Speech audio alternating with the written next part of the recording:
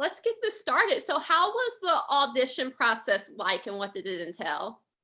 Oh, it was honestly like a really great experience. I had to audition 4 times. I got to audition 4 times.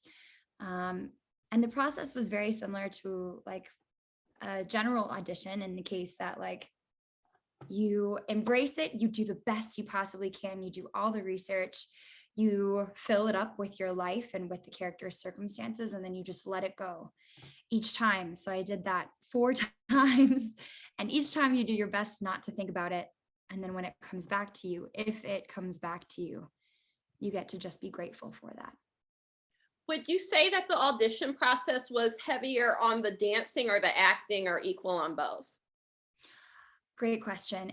Uh, I would say that it was equal on both. I actually got really lucky on this. When I got the audition, I was in Arizona filming a music video with a good friend of mine from college. And the set was a white canvas with splashed with all these different colors of paint.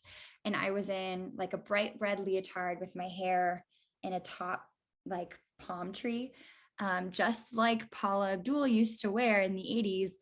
And it was just me dancing like on this colorful backdrop. And within like 2 or 3 days, my friend turned this footage around for me so that I could submit it for this audition.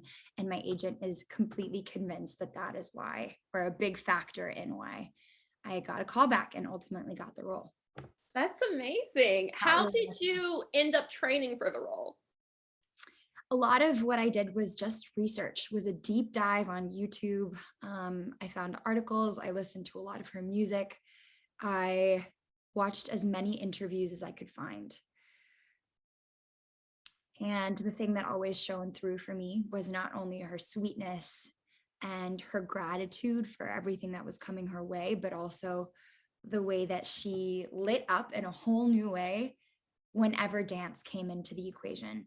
There are interviews where she's talking and mid-sentence she'll like start to move or start to dance.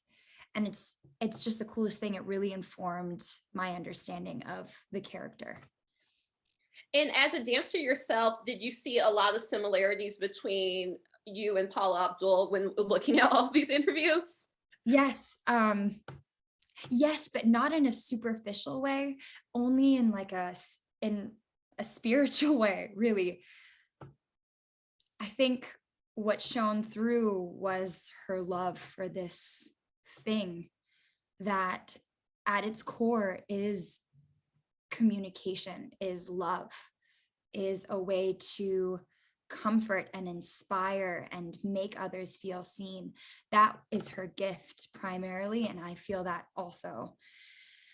I think that as storytellers and as performers, the reason that exist is to make people feel loved.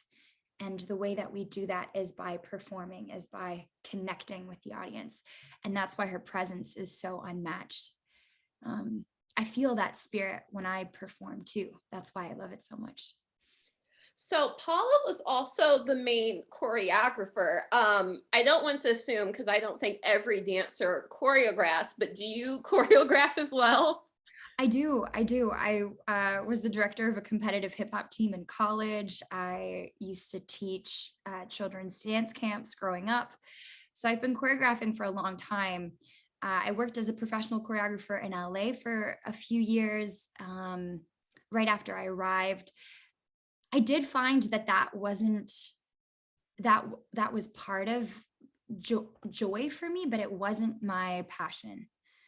I don't think that's what I was meant to do. I don't think that that's what I intend to pursue. But it's an incredible way to give back and to create. It's a facet for creativity for sure. And why would you say you didn't connect to choreography? Because I'm curious about that. I'm not a choreographer, but I'm just curious about how I think it's always interesting to know not just how people landed on what they landed on and what they connected to, like what they did not connect to as well. Definitely. Choreography for me is a great exercise in like intimacy with music. You interpret a sound and let it express itself through your body. That's what choreography is to me. The reason that I don't cling to it the way that I cling to dance is because there isn't that performance aspect that I am so enamored with. I think choreography has a lot to do with teaching and with building up and like chiseling away at others as a form of art. Whereas dancing and performing is a very different way of expressing that same thing. Yeah. And what would you say is your favorite Paula Abdul song?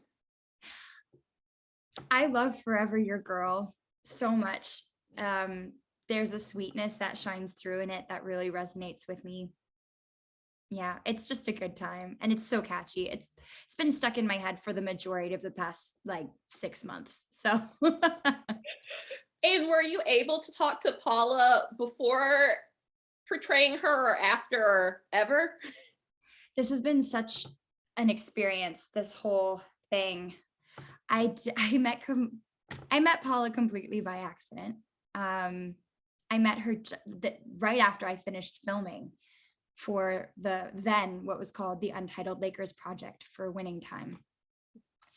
I was in a musical theater class over Zoom with Bob Garrett, who I did not know this, but used to be Paula's vocal coach.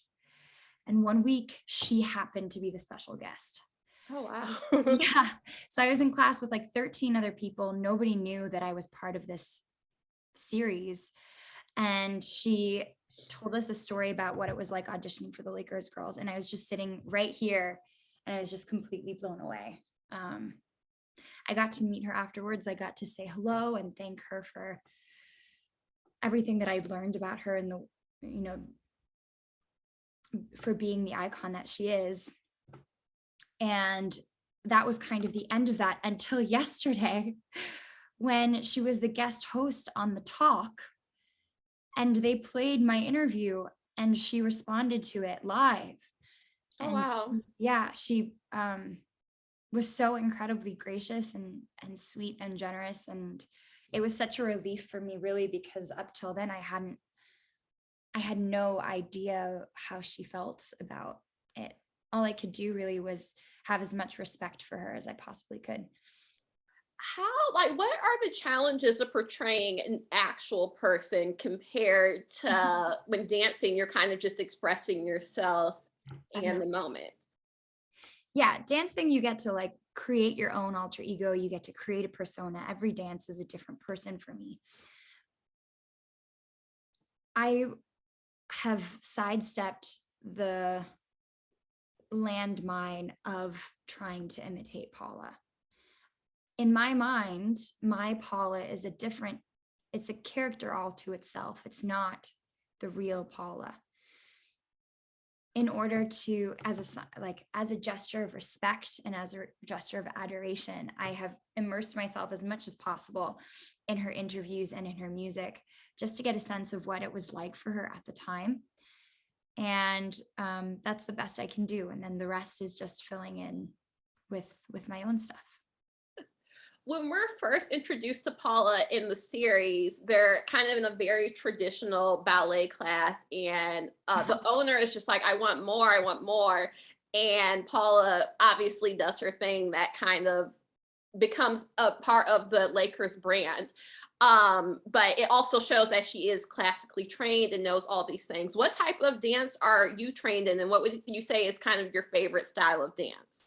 Very similar to Paula, I come from a classical ballet background. I did ballet until I graduated from high school, and then I joined a competitive hip hop team in college. That was really my first experience with hip hop. I ended up being director, fell in love with it, moved to LA, and now my favorite kind of dance is called jazz funk, which is a mixture of jazz and like contemporary hip hop.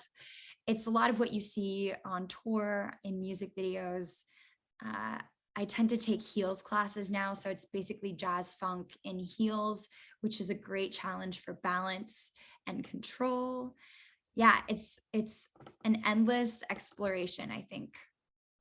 I saw that you went to Dartmouth, correct? I did, yeah. At least for me, I usually don't associate dance with Dartmouth. Like, how did one lead to the next? It was very much the other way around. So I have always been a dancer my whole life. That's always been part of my identity and part of my expression. So when I got to go to Dartmouth, it was more like, where can I find dance here rather than I came here for dance. Mhm. I loved my experience there. And I'm so grateful that I was able to branch out into a hip hop sphere. It also taught me a lot about advocating for myself because what I was part of was a completely student run organization. It actually wasn't even recognized by the college. And so in order to find performance space, in order to find rehearsal space, in order to find like scheduling time, all of that you were responsible for on your own. So when I became director, it was a really great challenge that prepared me for life as a professional dancer post college. For sure. And one last question. What would you say is like in your dance bag essentials that you have to have?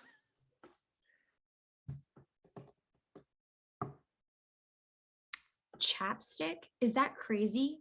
No. Water and chapstick, those two go hand in hand. I'm perpetually dehydrated. And it's really distracting when you have really dry lips. So I always have chapstick and I always have water. Awesome. Well, thank you so much for taking. I have my water right here too, and my chapstick right there. Yes. But thank you so much for taking the time to talk to me. And I'm really excited for people to meet your interpretation of Paula, but also to meet Carina and all the amazing things you'll have coming up next. So Ariana, thank it's you so much for taking so time much to talk to me. fun. So much fun getting to talk to you. Thanks for